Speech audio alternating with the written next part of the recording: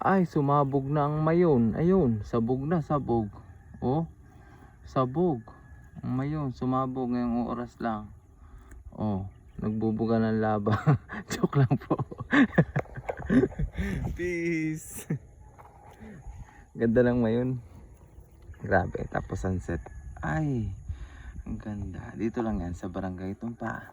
Kamalig Albay. Yan, nakikita nyo yun. Yung bukid na yan, yung nauusukan yan, banda ron sa taas. Lupa ng mga lolo at lola namin.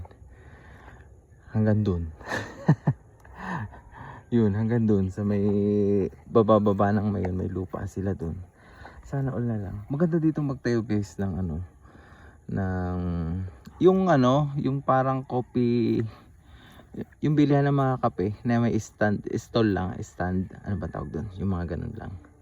Tapos dyan, tapos ito ay pwedeng pagkampingan. Tsaka dun sa pinagbablagan namin. Diba ang ganda guys? Tapos ganyan kaganda yung bubungad sa'yo na bulkang mayon. Wag lang mag-aalboroto. Oh, ganda.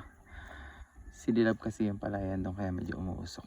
Tapos dito pa kainan ng mga baka. Ganda guys oh. Kung dyan magtatayo ng stall lang, yung pwede namang alisin na hindi masisira ito. Napakaganda. Yun, lupa ng mga lolo namin yun.